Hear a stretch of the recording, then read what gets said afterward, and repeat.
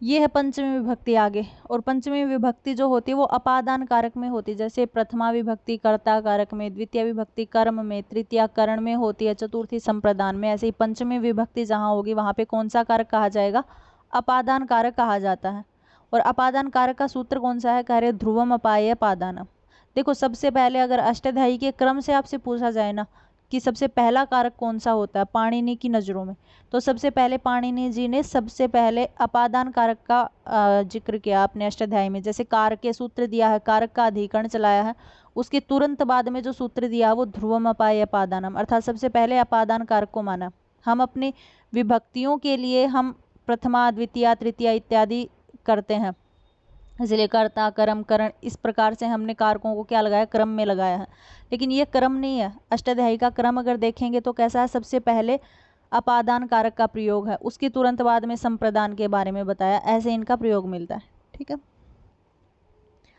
तो सबसे पहले सूत्र है ध्रुवम अपाय पादानम, अर्थात जहाँ पर ध्रुव ध्रुव होता है स्थिर अवधिभूत, और अपाय होता विश्लेष, अर्थात एक चीज़ से दूसरी चीज़ का बिछड़ना, अलग होना। जैसे हम नॉर्मली बोलते हैं ना कि अपादान कारक कहाँ होता है, तो अगर हम सामान्य सा बताते तो ये कहते हैं कि जहाँ पे कोई वस्तु किसी वस्तु से पृथक हो रही हो, मतलब जहाँ पर अलगाव दिखाया जाता है वहाँ क्या होता है? अपादान कारक होता है।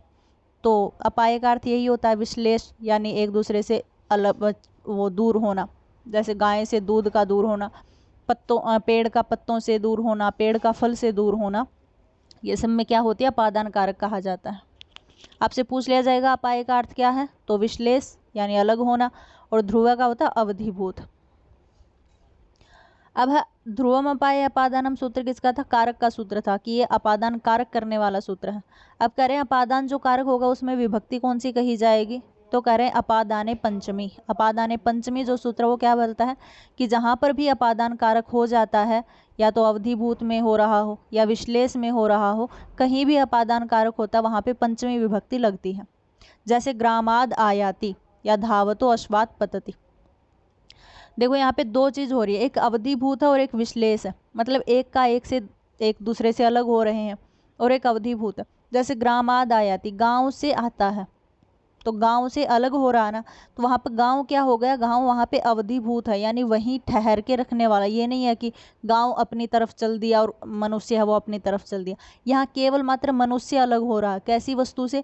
जो वस्तु अवधिभूत है, जो वहीं ठहरी हुई है, ऐसी वस्तु से अलग होना। ठीक है, और दूसरा उदाहरण दिया धावतो अश्वात पतति, मतलब दौड़ते हुए घोड़े से गिरता है। तो यहाँ क्या हो रहा? गिरना एक प्रकार की क्रिया हो रही है और घोड़ा अपनी तरफ दौड़ता जा रहा है, दोनों एक दूसरे से अलग हो रहे हैं, विश्लेष हो रहे हैं। ठीक है, तो ऐसे में क्या होती है? अवधिभूत में या विश्लेष में पंचमी विभक्ति होती है। या नॉर्मल सामान्यता कहें तो जहाँ भी अपादान कारक होता है वहाँ पे अपादाने पंचमी से पंचमी विभक्ति कही जाती। अब ये कुछ पद गिना रहे हैं, कह रहे जुगुप्सा विराम प्रमाद अर्थानाम उपसंख्यानम। ये क्या है? एक वार्तिक है।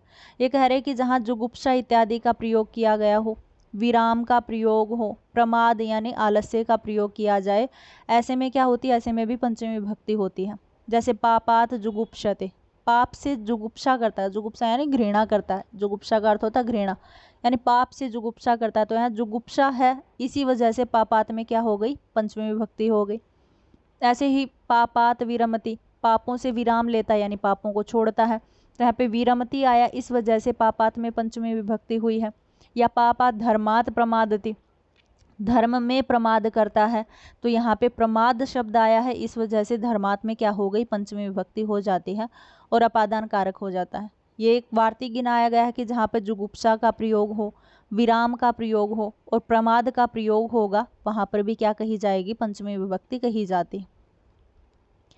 इससे आगे सूत्र है भित्रार्थानाम भय हेतु।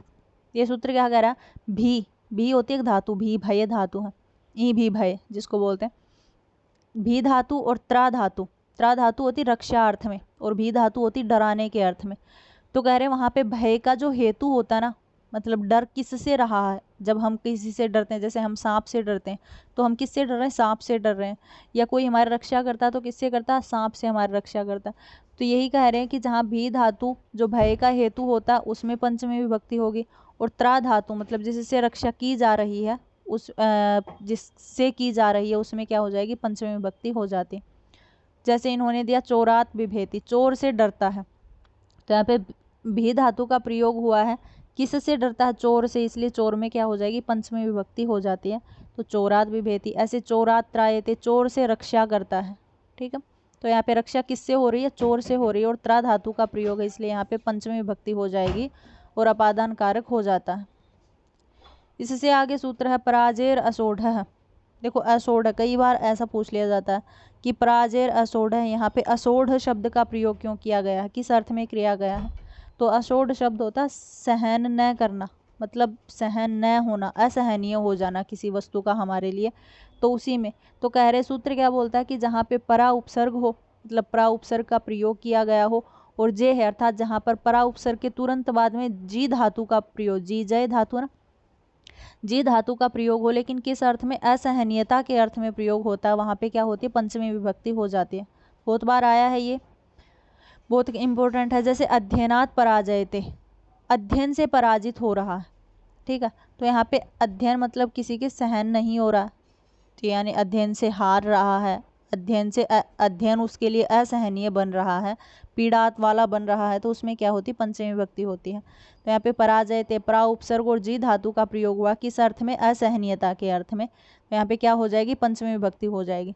आपसे पूछा जाए असोढ़ का अर्थ क्या लिया गया है, तो असहनीयता बोल सकते हैं, लेकिन संस्कृत में क्या मिलेगा? ग्लाययति। ग्लाययति पद का यही अर्थ होता है कि जहाँ पर सहन न होना, असहनीयता का अर्थ हो। तो पराजय है प्रयोगे असह्य अर्थ हो, कि जहाँ पर परा उपसर्ग और जी धातु का प्रयोग असह्य अर्थ हो, असह्य के अर्थ में होता है, वहाँ क्या हो जाता है? अपादान संज्ञा होती है। इससे आगे सूत्र है वारणार्थानाम इप्सित है।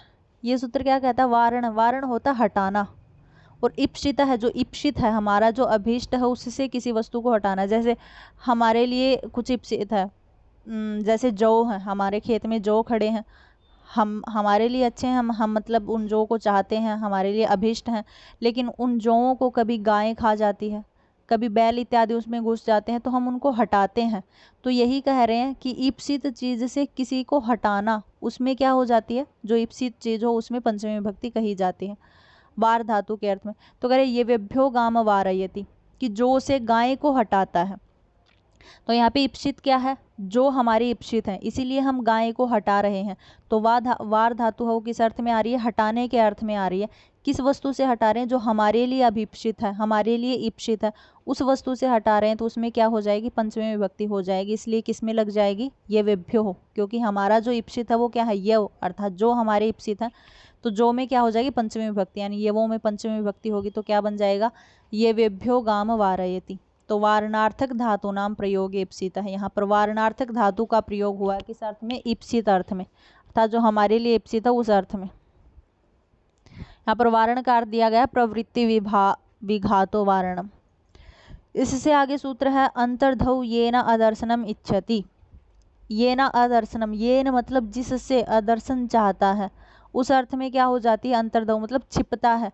येन जिससे भी छिपते हैं, जैसे हम हैं, हम किसी दूसरे से छिप रहे हैं, तो दूसरे से छिप रहे हैं उसमें पंचमी विभक्ति होगी। ठीक है, येन मतलब जिसे देख करके छिपते हैं या जिसके लिए छिपते हैं, उस अर्थ में क्या हो जाती है? पंचमी विभक्ति होती है।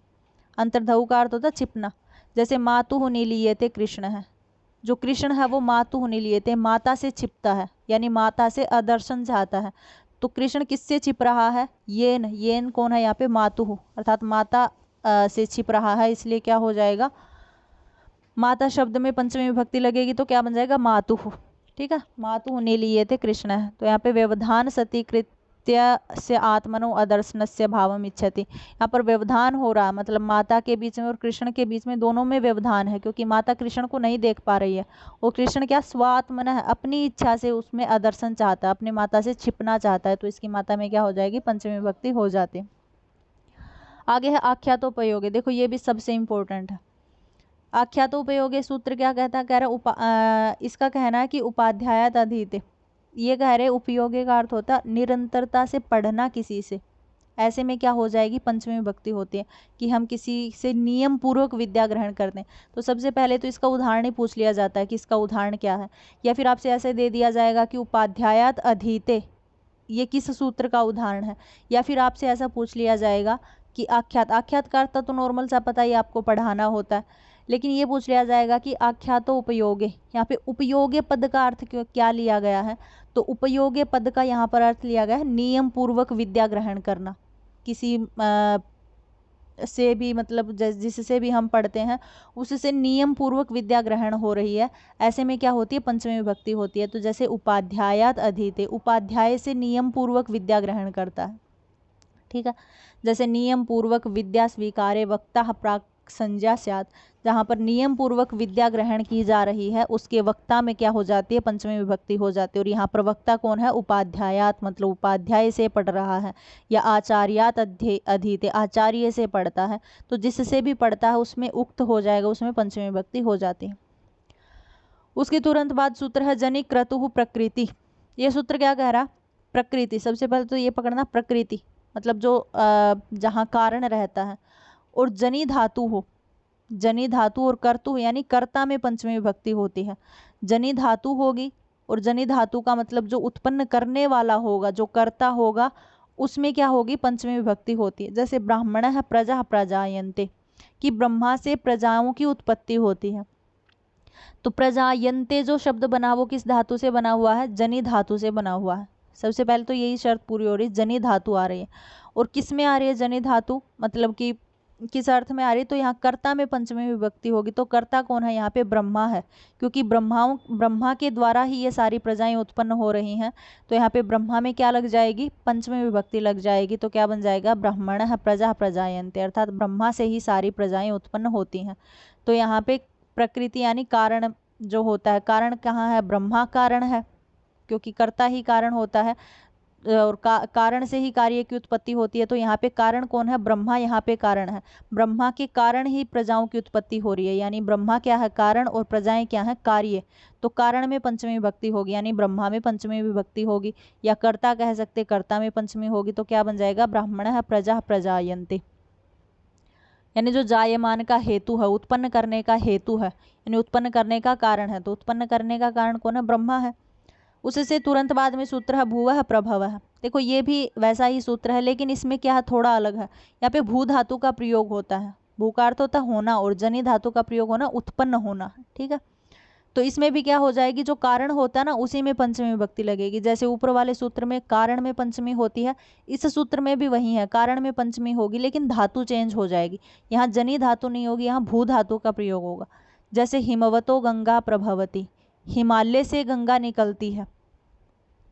तो हिमवान के अर्थात जो हिमवत है, यानी जो हिमालय है, वो क्या है, कारण है।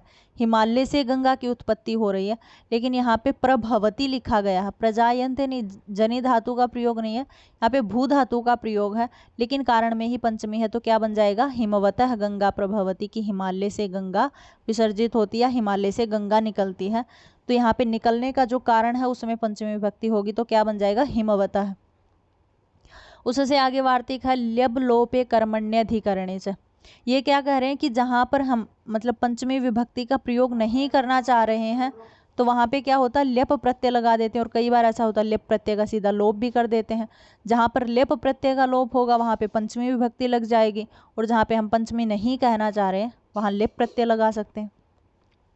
जैसे प्रासाद प्रेक्ष्यते, महल से देखता है, तो यहाँ पे प्रासाद में पंचमी विभक्ति है। प्रेक्ष्यते एक पूरी धातु है, तो यहाँ पे लेप प्रत्यय का प्रयोग नहीं हुआ है। तो इसका क्या मतलब निकलता है कि महल से देखता है। तो इसी शब्द को अगर हम, इसी वाक्य को अगर हम लेप प्रत्यय में बोलना चाहते तो क्या बन जाएगा, प्रासादम आरुह्य, ठीक है। या तो हम प्रेक्ष्यते बोल सकते हैं, या प्रेक्ष्यते नहीं कहना चाह रहे हैं तो हम लेप प्रत्यय का प्रयोग करके क्या कह सकते हैं, प्रासादम आरुह्य। ऐसे ही आसनात प्रेक्ष्यते भी सही है, कि आसनात आसन से बैठ करके देखता है। या फिर हम ऐसा बोल सकते हैं, प्रेक्ष्यते नहीं कहना चाह रहे हैं तो हम आसने उपविश्य, उपविश्य में क्या लगा हुआ है, लेप प्रत्यय लगा हुआ है।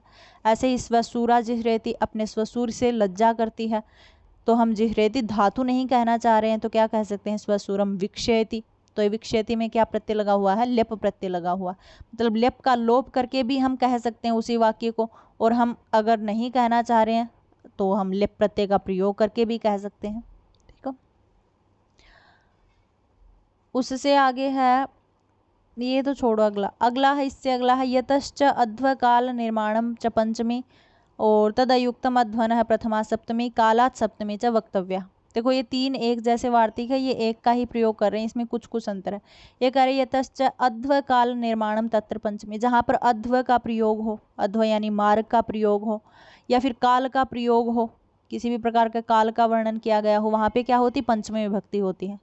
और आगे कहा तद युक्त अध्वन है प्रथमा सप्तमी, ये कह रहे हैं कि जो अध्वन शब्द है यानी जो मार्ग इत्यादि का शब्द है, उसमें हम कई कई बार प्रथमा और सप्तमी विभक्ति भी लगा सकते हैं। ऐसा नहीं है कि केवल मात्र पंचमी ही आएगी, हम प्रथमा भी कह सकते हैं और सप्तमी भी कह सकते हैं।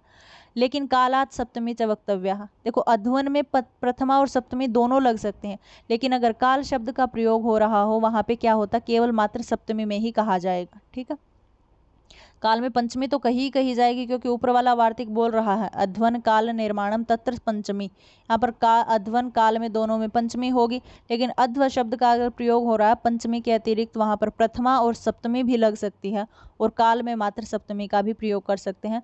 तो वनाद ग्रामो योजनम याजनेवा, योजनेवा, तो यहाँ पे योजनम पद है उसमें प्रथमा लगी हुई है, योजने, योजने में सप्तमी लगी हुई है, क्योंकि यहाँ पे क्या है, मार्ग शब्द का प्रयोग है। योजन क्या होता है, इतनी योजन दूर है, या हम बोलते इतने कोस दूर है, योजन दूर है, तो वो क्या है, एक प्रकार से मार्ग का शब्द आ जाता है, तो इसलिए यहाँ पे क्या हो जाती है, प्रथमा भी लग जाती है, योजनम भी बोल सकते हैं, या वनाद ग्रामो योजने, योजने यानी सप्तमी भी कह सकते हैं। और ऐसे कार्तिक आग्रायणी मास से, यहाँ पर कार्तिक की अमावस्या इत्यादि के बारे में बताया गया, यानी मास के बारे में वर्णन है, काल के बारे में वर्णन है, तो यहाँ केवल मात्र सप्तमी ही कही जाएगी, इसलिए क्या कहा गया है, मास से। यहाँ पर मास शब्द नहीं आया, मासम नहीं आया, केवल मात्र मास से यानी सप्तमी विभक्ति लगती है। तो और वनात और कार्तिक हमें पंचमी तो लगी हुई है, क्योंकि कोई भी अध्वन का प्रयोग हो या काल का प्रयोग हो वहाँ पे पंचमी विभक्ति आती है। लेकिन ऊपर वाले दूसरे वार्तिक में कहा था कि जहाँ पर अध्वन का प्रयोग होगा वहाँ पर प्रथमा और सप्तमी दोनों लग जाएंगी, तो यहाँ पे योजनम और योजने, योजनम में प्रथमा है, योजने में सप्तमी विभक्ति लगी हुई है। और तीसरे वार्तिक में कहा था कालात सप्तमी च वक्तव्य है, लेकिन काल शब्द का प्रयोग जहाँ पर आएगा वहाँ पर केवल मात्र सप्तमी कही जाएगी, इसलिए यहाँ पे केवल मात्र मासे शब्द का प्रयोग हुआ है। इससे आगे सूत्र है अन्य इतर अन्य आरात इतर दिक शब्दान अंतु पद जाही युक्त, यह कह रहे कि जहाँ पर अन्य पद का प्रयोग हो, आगे कहा इतर, इतर शब्द का प्रयोग हो, आरात शब्द का प्रयोग हो, दिक यानी दिशावाची शब्द का प्रयोग हो, अंचु और आही इत्यादि प्रत्ययों से बने हुए शब्दों का प्रयोग होता है, वहाँ पे क्या कही जाती है, ए भी योग, इन सब के योग में पंचमी विभक्ति कही जाती है। जैसे अन्यो भिन्न है इतरो व कृष्णात, तो हम ऐसा बोल सकते हैं कि अन्यो हो कृष्णात या इतरो हो कृष्णात, क्योंकि यहाँ पे कृष्णात में पंचमी किस लिए लगी है, अन्य पद का योग होने से। ऐसे ही इतर पद का योग होने से कृष्णात में पंचमी होती है। ऐसे ही आरात शब्द आता है इस सूत्र में, तो आरात शब्द के योग में वनात में पंचमी विभक्ति लगी है, आरात वनात। ऐसे ही रिते शब्द के योग में पंचमी विभक्ति होगी तो क्या हो जाएगा, रिते है कृष्णात। ऐसे ही दिक पूर्वोग्रामात, गांव के पूर्व भाग में, तो पूर्व यहाँ पे क्या है, दिशावाची पद है, इसलिए दिशावाची पद होने की वजह से यहाँ पे ग्रामात में क्या हुई है, पंचमी विभक्ति होती है। तो यानी ये सूत्र क्या कह रहा है, जहाँ पर अन्य शब्द हो, आरात शब्द हो, इतर शब्द हो, रित शब्द हो, दिक शब्द हो, अंचु पद से बना हुआ कोई शब्द हो, और आही यानी प्रत्यय से बना हुआ जो शब्द होता है, उन सभी के योग में क्या होती है, पंचमी विभक्ति कही जाती है। जैसे एक और भी है दिक, दिशावाची के अर्थ में, यानी प्राक प्रत्येक व ग्रामात, गांव के पूर्व भाग की तरफ। तो यहाँ पे पूर्व भाग यानी प्राक इत्यादि जो शब्द है वो दिशावाची है, इसलिए ग्राम में पंचमी विभक्ति लगी है। ऐसे ही दक्षिणा ग्रामात, यहाँ पर जो दक्षिणा पद है वो आच प्रत्यय से बना हुआ है, दक्षिण शब्द है और आच प्रत्यय लगने से क्या बनता, दक्षिणा। तो यहाँ पे दिशावाची शब्द है दक्षिणा, लेकिन यहाँ पे मूल रूप से क्या है, दक्षिणा में आज प्रत्यय लगा, और आज प्रत्यय के योग होने की वजह से ग्रामात में पंचमी विभक्ति लगती है। ऐसे ही आही प्रत्यय, तो दक्षिण आही, दक्षिण प्लस में आही प्रत्यय लगेगा तो क्या बन जाएगा, दक्षिण आही। तो यहाँ पे आही प्रत्यय के योग में ग्रामात में क्या आई है, पंचमी विभक्ति आती है। इसके तुरंत बाद सूत्र है अपपरिवर्जने। अपपरिवर्जने सूत्र क्या कह रहा है कि अप और परि जो उपसर्ग होते, देखो हमने द्वितीय विभक्ति में पढ़ा था ना, कर्म प्रवचनीय पढ़े थे कुछ हमने, कि जहाँ पे उपसर्ग अपना अर्थ दे रहे थे, तो उसी प्रकार से यह है कि जहाँ पर अप और परि उपसर्ग है वो वैसे तो निरर्थक होते हैं, अपना कोई अर्थ नहीं होता, लेकिन कर्म प्रवचनीय बनने पर ही अपना अर्थ देते हैं, जैसे वर्जन अर्थ में प्रयोग होते हैं। तो यहाँ पे कर्म प्रवचनीय किस अर्थ में प्रयोग होंगे, वर्जन यानी हटने के अर्थ में प्रयोग होते हैं। उसके तुरंत बाद में सूत्र आया आंग मर्यादा वचने। तो यहाँ पे आंग उपसर्ग जो है वो कर्म प्रवचनीय बन जाता है। किस अर्थ में? मर्यादा के अर्थ में, ठीक है, जहाँ पर मर्यादा इत्यादि हो उसके अर्थ में क्या होता है, आंग उपसर्ग का प्रयोग होता है कर्म प्रवचनीय के अंतर्गत। ऐसे ही उन्होंने आगे कहा कि पंचम्य पांग परि भी, ये कह रहे पंचमी विभक्ति होती है किस किस में? आंग परि भी, अर्थात जहाँ पर अप परि और आंग तीनों उपसर्ग जो ऊपर दिखाए गए हैं ये जहाँ अपना अर्थ देते हैं या ये जहाँ पर जाकर के कर्म प्रवचनीय बनते हैं वर्जन अर्थ में, मर्यादा के अर्थ में, तो इन सभी में क्या कही जाएगी? पंचम्य, पंचमी विभक्ति कही जाती है। तो अप हरे है अर्थात हरि को छोड़ करके, या परि हरे है, तो यहाँ पे परि उपसर्ग है लेकिन कौन सी विभक्ति आई है? हरे है, पंचमी विभक्ति आती है। या संसारे, या परि हरे संसारे, या आंग उपसर्ग से लगाएंगे तो आमुक्ते संसारे, संसार है, तो यहाँ पे आमुक्ते में कौन सी विभक्ति है? पंचमी विभक्ति होती है। या आसक्लाद ब्रह्मा, यानी ब्रह्मा से भी अतिक्रमण करके, ब्रह्मा को भी छोड़ करके, तो यहाँ पे मर्यादा के अर्थ में आंग उपसर्ग। तो यहाँ पे अप और परि उपसर्ग है वो वर्जन अर्थ में है और आंग उपसर्ग है वो मर्यादा के अर्थ में। सीधा सीधा आपसे पूछा जाएगा कि अप हरे है संसारे या परि हरे है संसारे किस अर्थ में प्रयोग होते हैं? तो वर्जन अर्थ में। या आपसे पूछ लिया जाए आमुक्ते संसारे आसक्लाद ब्रह्मा, यहाँ पर आंग जो उपसर्ग प्रयोग हुआ है वो किस अर्थ में हुआ है? तो किस अर्थ में? मर्यादा के अर्थ में हुआ है। और एक प्रश्न ये पूछा जाएगा कि अप और परि ये जो उपसर्ग होते हैं इनमें कौन सी विभक्ति कही जाती है? क्योंकि ज्यादातर कर्म प्रवचनीय होते हैं उनमें द्वितीय विभक्ति होती है, क्रम प्रवचनीय द्वितीय इस सूत्र से। लेकिन यहाँ क्या है, यहाँ सूत्र अलग आया कि पंचम्य पांग परि भी, कि जहाँ पर अप परि और आंग उपसर्ग का प्रयोग होगा वहाँ पे पंचम्य, वहाँ पे पंचमी विभक्ति कही जाएगी। ठीक है, इससे आगे फिर ये कर्म प्रवचनीय है, कह रहे प्रति प्रतिनिधि प्रतिदानयो। ये कह रहे कि जहाँ पे प्रति उपसर्ग किस अर्थ में आता है? प्रतिनिधि के अर्थ में आता है। जैसे कोई मनुष्य, एक मनुष्य नहीं आया तो उसकी जगह पे कोई आकर के प्रतिनिधित्व करता है। या प्रतिदान, प्रतिदान होता बदला करना एक दूसरे, जैसे कई बार ऐसा होता है कि हम चावल नहीं दे पाते, चावलों की जगह दाल दे देते हैं, बदला करना। तो यहाँ पे प्रति जो उपसर्ग है वो किस कर्म प्रवचनीय में है? या तो प्रतिनिधि के अर्थ में आता है या प्रतिदान के अर्थ में आता है, तो इसमें भी पंचमी विभक्ति कही जाती है, अर्थात प्रतिनिधि प्रतिदाने च यस्मात्। ये कह रहे प्रद्युम्न है कृष्णात् प्रति, जो प्रद्युम्न है वो किसके प्रति है? कृष्णात् प्रति, कृष्ण के प्रति आया है। यानी कृष्ण कौन है? कृष्ण का पुत्र है प्रद्युम्न। तो जिस जगह पे कृष्ण नहीं जा पाया उस जगह पे कृष्ण का प्रतिनिधित्व करने के लिए कौन पहुंच गया? प्रद्युम्न पहुंच गया। तो यहाँ पे प्रति जो उपसर्ग है वो किसका वाचक है? प्रतिनिधि का वाचक है। आपसे सीधा पूछा जाएगा कि प्रद्युम्न है कृष्णात् प्रति, यहाँ पर प्रति शब्द किसका अर्थ दे रहा है? तो यहाँ पर प्रतिनिधि का अर्थ दे रहा है कि कृष्ण का प्रतिनिधि बन करके प्रद्युम्न आया है। तो इस कर्म प्रवचनीय में पंचमी विभक्ति लग जाएगी। ऐसे ही तिलेभ्य प्रतियच्छति मासन, तिलों के बदले में मास का प्रयोग कर रहा है, यानी मास उड़द इत्यादि दे रहा है। तो यहाँ पे प्रतियच्छति शब्द में जो प्रति उपसर्ग आया है वो किस अर्थ में आया है? प्रतिदान के अर्थ में आ रहा है। यानी तिल नहीं होंगे अगले के पास, तिलों की जगह पे क्या दे रहा? मासान, यानी उड़द इत्यादि दाल का दाल को बदल करके दे रहा है। तो यहाँ पे प्रति उपसर्ग वो बदलने अर्थ में अर्थात प्रतिदान के अर्थ में आता है और पंचमी विभक्ति हो जाती है। आगे कहा अकर्तृ ऋणे पंचमी, ये कह रहे हैं कि जहाँ पर पंचमी होती है, कहाँ पर? अकृतृ ऋणे मतलब कर्ता नहीं होगा लेकिन ऋण शब्द होगा, इस अर्थ में क्या होती है? पंचमी विभक्ति होती है। जैसे कोई कर्ता नहीं होगा तो ये कह रहे शतान बद्ध है, 100 रुपये से बंधा हुआ है, मतलब कोई मनुष्य है, किसी कर्ता का कोई जिक्र नहीं किया हुआ, लेकिन इतना बताया है कि वो 100 रुपये से बंधा हुआ है, यानी ऋणी है उसका। तो यहाँ पे ऋणी में क्या हो जाएगी? पंचमी विभक्ति हो जाएगी। तो क्या है? शताद बद्ध, शताद में पंचमी विभक्ति हो जाती है। आगे सूत्र दिया विभाषा गुणे अस्त्रियाम, ये अगर स्त्रीवाची नहीं होना चाहिए लेकिन फिर भी क्या होना चाहिए? गुणे, गुणवाची होना चाहिए, तो उसमें पंचमी विभक्ति होती है। और विभाषा लगा दिया तो उसमें कह रहे हैं तृतीय विभक्ति भी हो जाती है, यानी पंचमी और तृतीया दोनों होते हैं। तो कह रहे जाड्यात बध है, मतलब जाड्डे से, जड़ता के कारण बंधा हुआ है। जड़ता यानी मूर्खता भी बोल सकते हैं जिसको, एक प्रकार से जड़ता जिसको मूढ़ बोलते हैं। तो जड़ता एक प्रकार का क्या है? गुण है, लेकिन जड़ता यहाँ पे स्त्रीलिंग में प्रयोग नहीं हुआ है। तो जाड्यात बद्ध है मतलब जड़ता के कारण बंधा हुआ है, या जाड्यात नहीं बोलना चाह रहे हैं तो जाड्डेन तृतीय विभक्ति का प्रयोग कर सकते हैं। तो यहाँ पे ऐसा इन्होंने क्या बताया कि स्त्रीलिंग नहीं होना चाहिए लेकिन गुण होना चाहिए कोई ना कोई।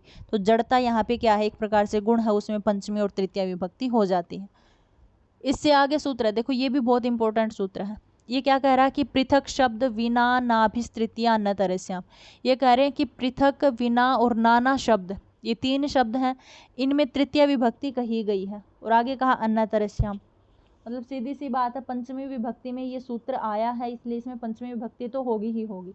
तृतीया इसमें दर्शा रखी है। और अन्य तरस्याम से यहाँ पे क्या ले लिया जाएगा, कर्म में भी होती है।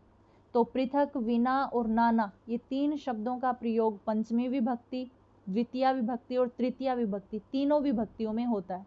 ठीक है, अर्थात इन तीनों के योग में, पृथक के योग में, विना के योग में और नाना के योग में द्वितीय, तृतीय और पंचमी विभक्ति होती है। आपसे कई बार ये प्रश्न पूछा जाता है कि इनके योग में कौन सी विभक्ति होती है, क्योंकि इसके योग में तीनों विभक्तियां होती हैं। या फिर ये पूछ लिया जाएगा कि कौन सी विभक्ति नहीं होती है, तो 3 होती हैं, द्वितीय, तृतीय और पंचमी।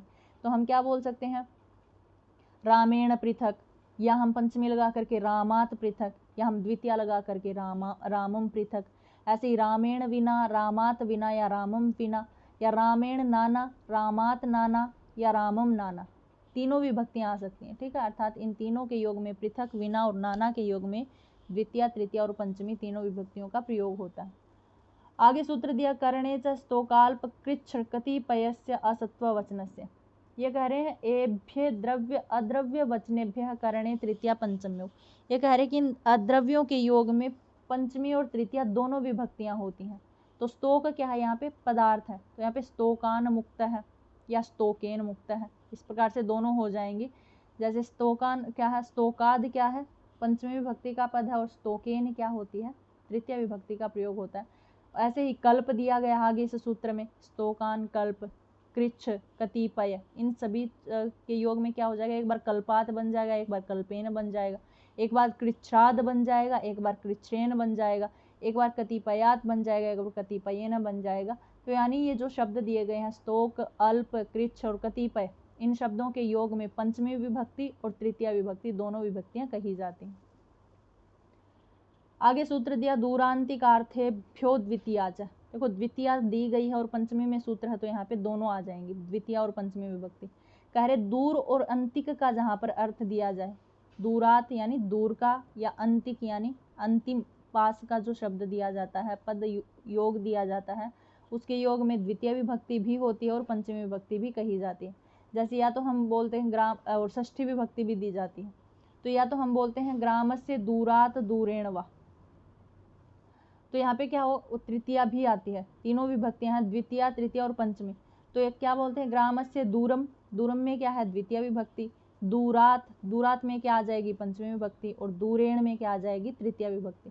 जो ऊपर सूत्र था उसी की अनुवृत्ति चल रही है। जैसे ऊपर वाले सूत्र में कृच्छ्रात, अल्पात, स्तोकात, इन सभी में पंचमी, द्वितीय और तृतीय होती है, उसी प्रकार से दूर और अंतिक का जहाँ पर प्रयोग किया जाए उसमें भी क्या हो जाती है, द्वितीय, तृतीय और पंचमी होगी।